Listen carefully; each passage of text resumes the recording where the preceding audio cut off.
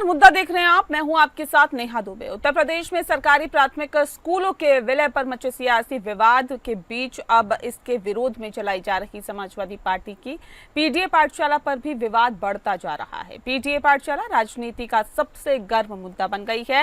राजधानी लखनऊ से लेकर कानपुर, भदोही, मिर्जापुर और सहारनपुर समेत प्रदेश के अंदर तमाम जिलों में पीडीए की पाठशाला चल रही है। इस पीडीए पाठशाला का संचालन समाजवादी पार्टी के नेताओं की ओर से किया जा रहा है। इन पाठशालाओं में A for Akhilesh, B for Baba Saheb, D for Dimple, M for Mulayam जैसे शब्द पढ़ाए जाने का आरोप लग रहा है, जिसको लेकर कई जिलों में सपा नेताओं के खिलाफ मुकदमे भी दर्ज किए गए हैं। प्रशासन का कहना है कि बच्चों का राजनीतिक इस्तेमाल नहीं होने दिया जाएगा। दरअसल बीते दिनों यूपी की योगी सरकार ने 50 से कम छात्रों वाले प्राथमिक स्कूलों के मर्जर करने का जो फैसला है वो लिया था। इसके विरोध में मुख्य विपक्षी पार्टी समाजवादी पार्टी समेत तमाम विरोधी दलों ने योगी सरकार के खिलाफ मोर्चा खोल रखा था। विरोध में समाजवादी पार्टी अध्यक्ष और पूर्व मुख्यमंत्री अखिलेश यादव ने पीडीए पाठशाला खोलने का ऐलान किया था। अखिलेश ने सरकार पर हमला बोलते हुए कहा था कि भाजपाई कान खोलकर सुन लें, हम शिक्षा का अधिकार किसी से छीनने नहीं देंगे। जहां भाजपा स्कूल बंद करेगी वहां पीडीए के लोग पाठशाला खोलेंगे। लेकिन अब यही पाठशाला समाजवादी पार्टी के लिए मुसीबत बन गई है।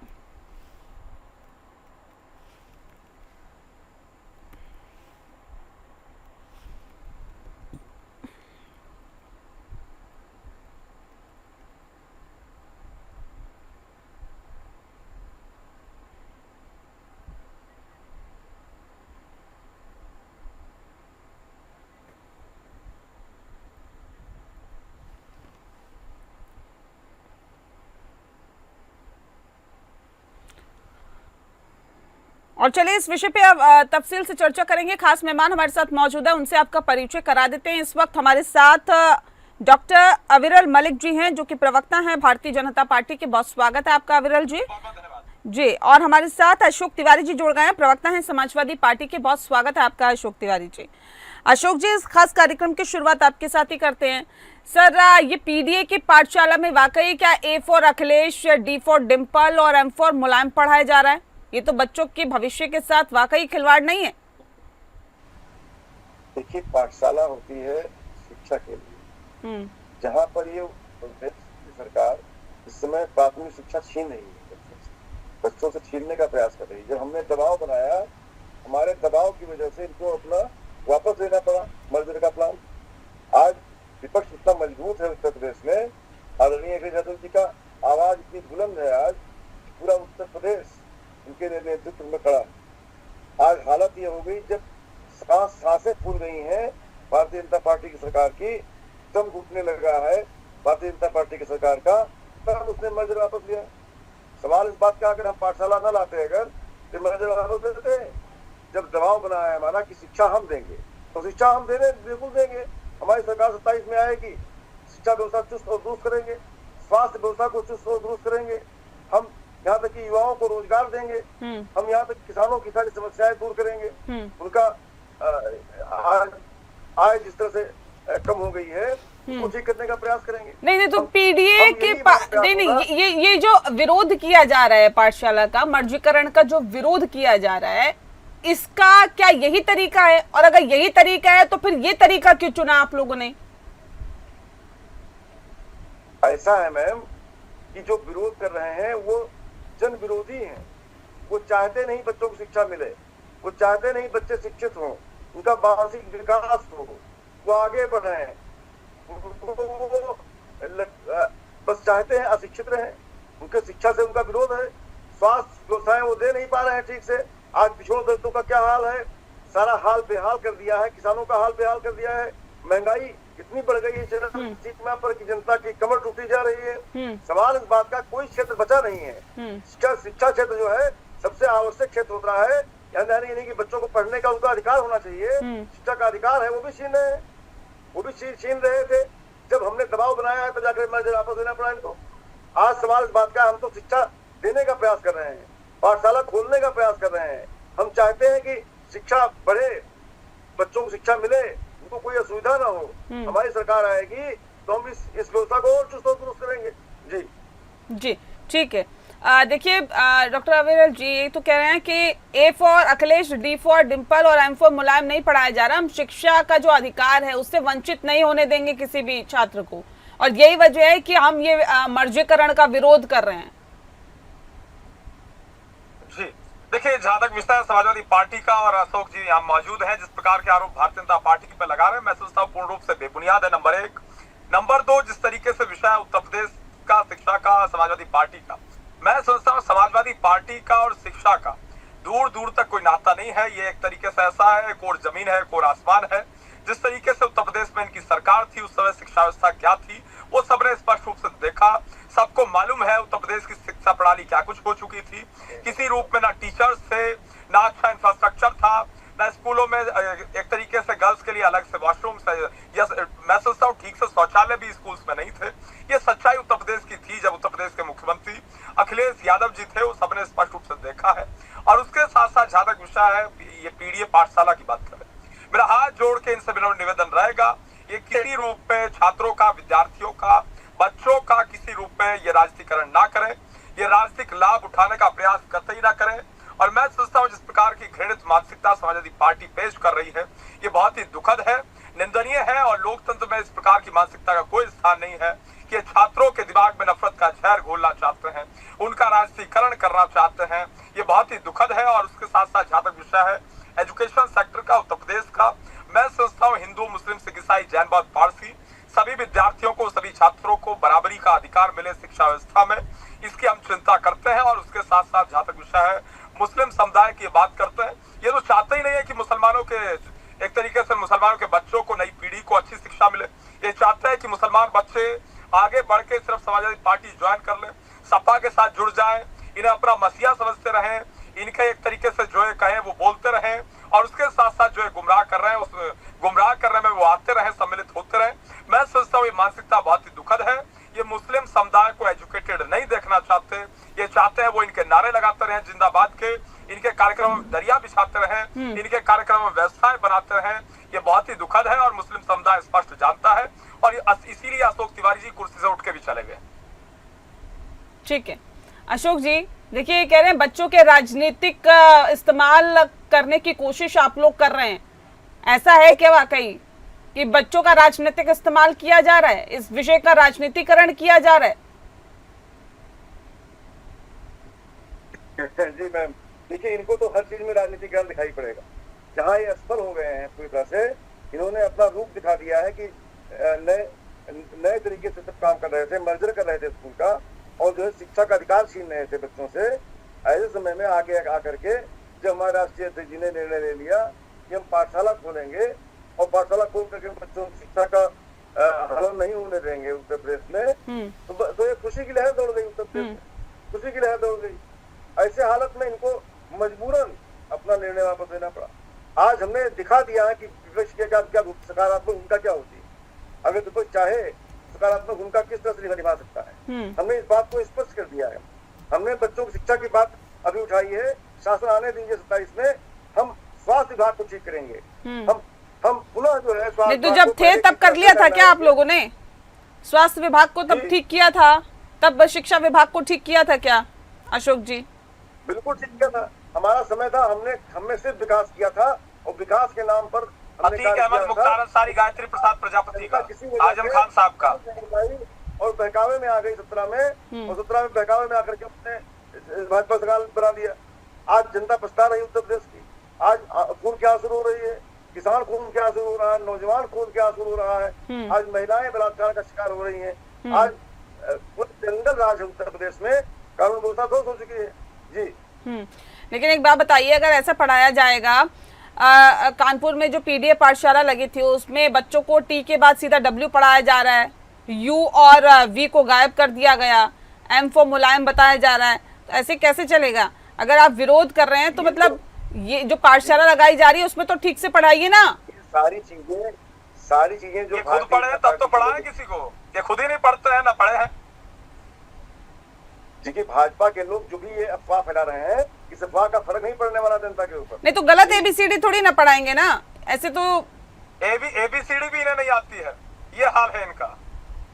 अरे क्या बात करती है मैम, शिक्षा व्यवस्था जिस तरह से चलनी चाहिए उस तरह से हम चलाने का प्रयास कर रहे हैं। PDA की पाठशाला में शिक्षा व्यवस्था को ठीक करेंगे क्या? PDA की पाठशाला चला के शिक्षा व्यवस्था को ठीक करेंगे क्या? ऐसे ही आगे बढ़ाएंगे बच्चों को? जहाँ पर भाजपा एक निगेटिव रोल में आएगी, बच्चों की शिक्षा छीनेगी उनसे, तो आप ए के बाद डी पढ़ा देंगे, ए के बाद F पढ़ा देंगे, ए के बाद Z पढ़ा देंगे। आप गजब करते हैं अशोक। अरे कैसी बात करते हैं सर, कैसी बात करते हैं आप भी, बहकावे में आते हैं, लोगों के कहने में आते हैं। जी सर। नहीं बहकावे में नहीं आ रही, जो वीडियो वायरल हो रहा है ना उस पे बात हो रही है। अब सवाल ये भी है कि उनके खिलाफ जो वहां पर पढ़ाया जा रहा था, जो वहां पर सपा नेता रचना सिंह पहुंची थी, कानपुर की ये बात बता रही हूँ, उनके खिलाफ IT एक्ट के और अफवाह फैलाने की धाराओं के तहत FIR तक दर्ज हुई है। तो ये बताइए कि ऐसा तो है नहीं ना, हवाई तो चीजें नहीं चलने लग जाती है ना। देखिए भाजपा की सरकार है, वो चाहती नहीं कि शिक्षा मिले बच्चों को, इसलिए वो कोई भी कार्य कर सकती है, किसी भी तरह का कार्य कर सकती है। ठीक है, देखिए शिक्षा नहीं मिले, आप लोग कह रहे हैं हम तो बेहतरी के लिए मर्जीकरण कर रहे हैं, विलय कर रहे हैं, ये कह रहे हैं कि आप चाहते ही नहीं है कि बच्चे शिक्षित हो, शिक्षा से वंचित रखना चाहते हैं विरल जी आप लोग। जी नहीं, देखिए हम फैसला लेते हैं, हम फैसले के हर पहलू पे विचार भी करते हैं, हर प्रकार से फैसले को देखते हैं, परखते हैं, हर विषय पे जानकारी लेते हैं, ग्राउंड रिपोर्ट के आधार पे कोई फैसला लिया जाता है। और अगर उसमें कोई भी त्रुटि हो या जिनके हित में फैसला लिया गया है उनके हित में कोई कार्य ना हो रहा हो या किसी प्रकार की त्रुटि आ रही हो, तो उसमें समय अनुसार परिवर्तन भी किया जाता है।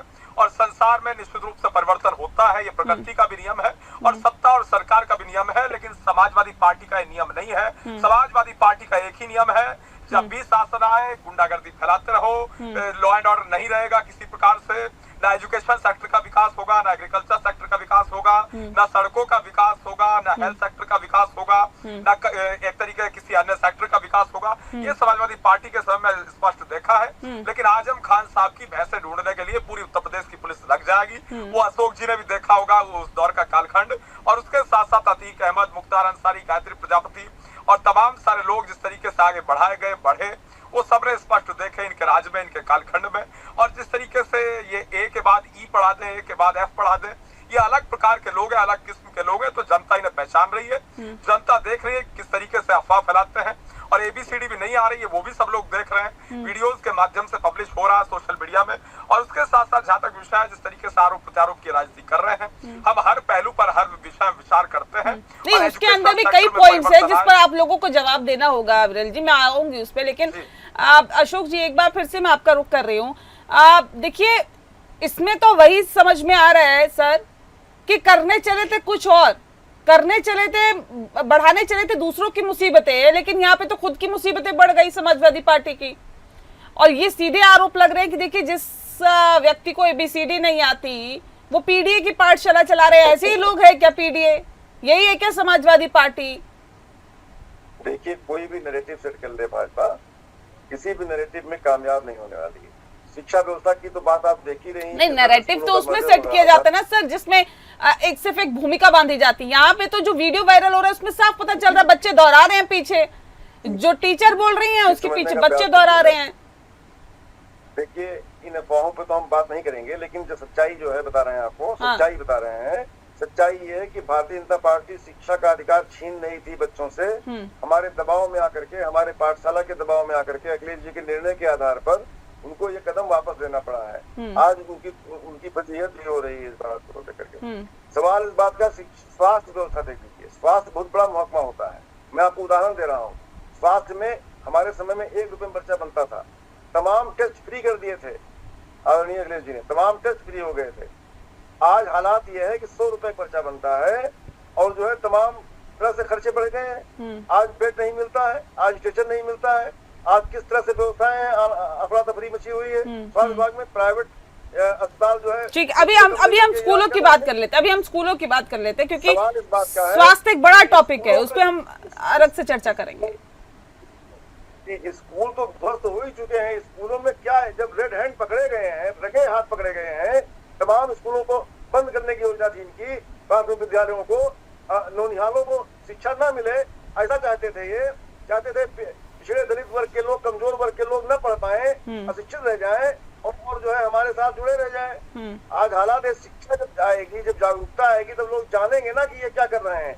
आज जागरूकता आज आ गई है, 2024 में ही जागरूक हो गया है हमारा पीढ़ी समाज, हमारे ब्राह्मण समाज, हमारे सारे लोग जो कि प्रताड़ित किए जा रहे हैं, वो सारे के सारे लोग ये जान गए हैं कि भाजपा में हमारा भला होने वाला नहीं है। उन्होंने राह पकड़ ली अखिलेश जी की। 24 में हमारी सीटें कितनी आई हैं। आज हालात ये है कि अब और पद से बदतर होता जा रहा है इनका। अब ऐसे निर्णय ले रहे हैं, शिक्षा व्यवस्था को ध्वस्त करने का निर्णय ले रहे हैं इस तरह से, तो अब तो बिल्कुल आई गई पास हो जाएगी भाजपा, कभी आई कभी गई। आज हालात ये है कि 27 में इनकी विदाई करने के लिए लामबंद है दलित पिछड़े, लामबंद है किसान, लामबंद है महंगाई की मार झेल रही जनता। ठीक है अविरल जी ये बताइए कि सरकार को यू टर्न लेना पड़ा, मतलब कहीं ना कहीं सरकार को भी आभास हो गया है कि फैसला गलत लिया गया था। जी देखिए, मैं एक एक करके स्पष्ट कर देता हूँ। तमाम सारे आरोप अशोक जी ने भी भारतीय जनता पार्टी पर लगाए और विदाई तक की तैयारी कर रहे थे। तो जनता ने 2014 में भारतीय जनता पार्टी को केंद्र की सरकार में जिताया। 2014 हो, 2019 हो, 2024 हो, उसके साथ वापसी का यू टर्न का फैसले पे बताइए। यू टर्न पे भूमिका मत बांधिए सर, सब पता है। 2017 और 2022 में हमें उत्तर प्रदेश में जिता, 2027 में भी हम जीत रहे हैं। अब क्यों जीत रहे हैं मैं स्पष्ट कर देता हूँ। और जहां तक विषय है शिक्षा व्यवस्था का और इस पॉइंट का जहां तक आपने जिक्र किया, ये बिल्कुल स्पष्ट है। भारतीय जनता पार्टी, हमारी सरकार, योगी जी के नेतृत्व वाली सरकार हर पॉइंट पे विचार करती है। ग्राउंड रिपोर्ट के आधार पर सब कुछ तय किया जाता है, इसमें कोई दो राय नहीं है। और जनता के हित में जो भी कुछ होगा वो निश्चित मतलब ग्राउंड रिपोर्ट फैसला लेने से पहले नहीं ली जाती है, वो फैसला लेने के बाद ली जाती है। फैसला लेने के बाद तो विपक्ष का दबाव होता है ना, फिर ग्राउंड रिपोर्ट की क्या जरूरत है। ग्राउंड रिपोर्ट तो तब ली जाती है जब वो फैसला लिया जाता है, मतलब पहले फैसला ले लो उसके बाद ग्राउंड रिपोर्ट लो।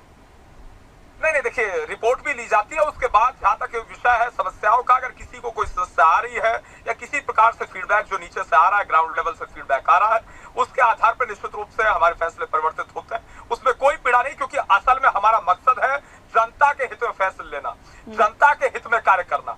अगर किसी प्रकार से ट्रांसपोर्टेशन में या किसी प्रकार की एक तरीके से त्रुटि आ रही है, समस्या छात्रों को आ रही है, तो मतलब आप मानते हैं विपक्ष का दबाव आया?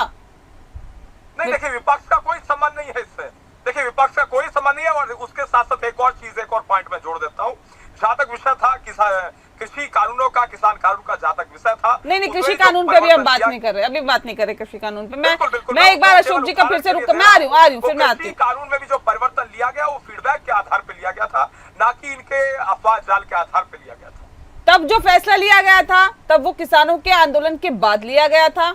अब जो फैसला लिया गया है वो विपक्ष के लगातार विरोध करने के बाद लिया गया। अब आप भले ये कहें कि देखिए ग्राउंड रिपोर्ट आपकी है, अब आपकी ग्राउंड रिपोर्ट क्या कह रही है, या उसने पहले कुछ नहीं, उस तरह की रिपोर्ट आपको नहीं मिली ग्राउंड से, वो एक अलग बात है, एक अलग विषय है। लेकिन मैं अशोक जी का एक बार फिर से रुख करती हूँ। अशोक जी देखिए, लगातार ये आरोप लगते हैं कि आपके कार्यकाल में आप शिक्षा को बढ़ावा देने की बात कर रहे हैं, शिक्षा को बढ़ावा दिया जाएगा, नौनिहालों को शिक्षा से दूर रखा जाएगा। कह रहे कि 5वीं पास को, 6ठी पास को, 8वीं पास को शिक्षक बना दिया करती थी जो पार्टी, वो शिक्षा की बात कर रही है।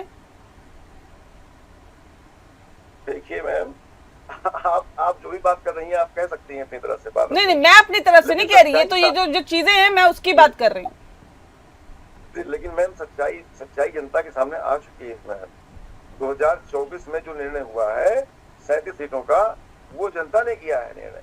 जनता ने दिखाया है कि हम समाजवादी पार्टी को पसंद करते हैं। फिर तो उसके बाद उपचुनाव भी तो हुए सर। नहीं फिर तो उपचुनाव भी हुए हैं, वो भी एक नतीजा है, वो भी जनता ने वोट दिए। बड़ी शालीनता से कहूंगा मैडम, जनता नुक्कड़ पर, पान के दुकानों पर, और जो अशिक्षित जनता है वो भी जानती है कि जब सत्ता होती है जिसकी, वो 2-4 सीटों पर क्या तांडव करता है। 2-4 सीटों पर, और जब चुनाव बड़े लेवल पे होगा, 403 सीटों पर चुनाव होगा 27 में, 80 सीटों पर चुनाव हुआ था, आम चुनाव हुआ था, उसमें घिघी बन जाती है। सारे अधिकारियों को मैनेज नहीं करता आदमी, 4-6 सीटों पर मैनेजमेंट किया होता है। वो उपचुनाव की गणना जनता भी नहीं करती है, उपचुनाव की गणना जनता भी नहीं करती है। इस पर आप बोलेंगे तो बोलना आपका बेकार जाएगा। नहीं नहीं, इससे पहले भी तो उपचुनाव हुए, फिर आप लोग कहते थे योगी अपने गढ़ में नहीं जिता पाए, वो भी तो उपचुनाव ही थे। अरे ठीक है, हम कहते थे वो तो हम राजनीतिक दल हैं, कहेंगे लेकिन और मतलब कुछ भी कहा जा सकता है अगर राजनीतिक दल हैं तो। ये कुछ भी बोलते हैं, अशोक जी ने कह दिया, ये एक्सेप्ट कर रहे हैं, कुछ भी बोल देते हैं, राजनीतिक दल है, ये कुछ भी बोल देते हैं, कुछ भी बोल सकते हैं। ये बड़ी हास्यास्पद बात कर रहे हैं अशोक जी, अपनी हंसी से उड़वाने के लिए आप जिम्मेदार हैं। नहीं है, उपचुनाव जो हम जीते थे उसमें तांडव करने के बाद भाजपा हारी थी, बहुत बड़ी तूतू हुई थी इसकी। हालात ये है कि अगर उपचुनाव भी मैनेज नहीं कर पाते हैं ये नहीं देखिए, हमने तो स्पष्ट कर दिया, शिक्षक छात्र नहीं, मैनेज करने की क्या बात होती है? मैनेज करना क्या होता है? जीतना हारना होता है, मैनेज करना क्या होता है? उपचुनाव मैनेज करना किसे कहते हैं? नहीं अशोक जी, मुझे मैनेज करना बताइए ना। कोई नौकरी भी समाप्त नहीं होगी, कोई स्कूल समाप्त नहीं होगा, कोई विद्यालय समाप्त नहीं होगा, और शिक्षक छात्र अनुपात के आधार पर अगर कोई समस्या है, कोई त्रुटि है, तो नई भर्ती भी की जाएगी। उपचुनाव की बात ही छोड़ दीजिए आप, मैं उपचुनाव बोलता ही नहीं, उपचुनाव तो सत्ता हथियाती है किस तरीके से। लेकिन सवाल इस बात, आम चुनाव की बात करिए, 37 सीटें हम जीते हैं, आने वाले समय में 403 सीटों में हम भारी मात्रा में जीतने वाले हैं, इनकी जमानतें जब होने वाली है। ठीक है अविरल जी, देखिए ये एक डर है क्या आप लोगों को कि लोकसभा चुनाव में जिस तरह से मुंह की खानी पड़ी आप लोगों को, उसके बाद ये फैसला और दिक्कतें आगे खड़ी कर सकता है? नहीं देखिए, जहां तक विषय लोकसभा चुनाव का, जहां तक फैसलों का विषय और जहां तक दिक्कत समस्या का विषय, भारतीय जनता पार्टी पूर्ण रूप से समाज के हित में कार्य करने वाली पार्टी है, विकास करने वाली पार्टी है। जातिवाद, परिवारवाद, भ्रष्टाचार, क्षेत्रवाद, भाषावाद, इसके आधार पर समाजवादी पार्टी चलती है, हम कतई नहीं चलते। और निश्चित रूप से सबको बराबरी और समानता का अधिकार हम प्रदान करते हैं, और विकास के नाम पे हम जनता के मध्य में जाके चुनाव लड़ने का कार्य करते हैं। विकास के आधार पर भारतीय जनता पार्टी चुनाव लड़ती है, मैं सोचता हूँ इसमें कोई दो राय नहीं है। और जिस प्रकार से इनके द्वारा अफवाह और भ्रम फैलाने का कार्य किया जाता है, मैं सोचता हूँ इसमें कोई तथ्य नहीं है, कोई फैक्ट नहीं है, कोई सबूत नहीं है, विदाउट एविडेंस ये बोलते हैं। और ये इस चीज को एक्सेप्ट भी कर रहे हैं। आदरणीय अशोक तिवारी जी यहाँ बैठे हैं, ये कह रहे हैं हम राजनीतिक दल है, कुछ भी बोलेंगे, हमें स्वतंत्रता है, झूठ बोले चाहे कुछ भी बोले वो इनका अधिकार है, और हमेशा ये बिना फैक्ट बोलते हैं। और उसके पीछे दलील ये है कि एक राजनीतिक दल है, तो ऐसे ही अफवाह फैलाना इनका अधिकार है। इसीलिए जनता इन्हें छोड़ रही है, जनता इन्हें नकार रही है, और जनता इन्हें कतई एक्सेप्ट कहाँ नकार रही है? कहाँ नकार रही है? कहाँ नकार रही है बताइए? लोकसभा चुनाव में तो आपको पीछे छोड़ दिया, आप कह रहे नकार रही है जनता, कहाँ नकार रही है? नहीं, लोकसभा चुनाव में भी अफवाह फैलाई, इन्होंने कहा संविधान को समाप्त कर दिया जाएगा, संविधान किसी रूप में परिवर्तित। तो ये तो कहते हैं आप अफवाह फैला रहे हैं, आप कहते हैं अफवाह फैला रहे हैं, ये भी तो कहते हैं आप लोग अफवाह फैलाते हैं, गलत चीजें कन्वे करते हैं जनता तक। जी बिल्कुल, देखिए मैं स्पष्ट कर देता हूँ, जहां तक विषय अफवाह फैलाने का और जहां तक परिवर्तन का विषय है, जहां तक विषय कॉन्स्टिट्यूशन ऑफ इंडिया का, तो ये बिल्कुल स्पष्ट है, बिल्कुल क्लियर कट है। किसी भी रूप में पार्लियामेंट के द्वारा परिवर्तन नहीं लाया जा सकता है। इन्हें केशवानंद भारती केस पढ़ लेना चाहिए। पार्लियामेंट किसी भी रूप में basic structure of constitution of India में परिवर्तन नहीं ला सकती है, मालूम होना चाहिए। और संविधान समाप्त कर दिया जाएगा जैसे शब्दों का जो इन्होंने इस्तेमाल किया, ये भ्रम फैलाने का कार्य किया, और जनता इन्हें भविष्य में नकारेगी, और जनता समझ चुकी है और उपचुनाव में नकारा है। फैसले सर आप वापस ले रहे हैं, जनता उन्हें नकार देगी? नहीं, फैसलों में यू टर्न आप लोगों की तरफ से लिया जा रहा है और जनता उन्हें नकार देगी। मैं तो सीधा एक वजह समझने की कोशिश कर रही हूँ, क्या ये एक डर है, क्या एक खौफ है कि इस बार 2027 में हम वापसी आए या नहीं आए? हो सकता है ये फैसला रोड़ा बन जाए, इसीलिए इसमें यू टर्न ले लिया जाए। नहीं देखिए, बिल्कुल स्पष्ट है, बिल्कुल स्पष्ट रूप से कहा जा रहा है, ना किसी रूप में शिक्षक का कोई पद समाप्त किया जाएगा, ना कोई परिवर्तन किसी रूप में होगा, और ना ही कोई स्कूल को समाप्त किया जाएगा। संदीप सिंह जी उत्तर प्रदेश सरकार के मंत्री बिल्कुल स्पष्ट समाप्त करने की बात ही नहीं कर रहे ना, हम तो मर्जीकरण की बात कर रहे हैं। ये जो 1 किलोमीटर से ज्यादा दूरी वाले विद्यालय हैं वो विलय नहीं होंगे, ये जो फैसला लिया गया है, ये फैसले के पीछे की वजह मैं जानना चाह रही हूँ। आप घुमा फिरा के वजह नहीं बता रहे, लेकिन फिर घूम रहे हैं उसी में। घूमना नहीं है हमें, बहरहाल वक्त की बहुत कमी है। बहुत शुक्रिया आप दोनों मेहमानों का हमारे साथ इस खास चर्चा में शामिल होने के लिए। मुद्दा में फिलहाल इतना ही, नमस्कार।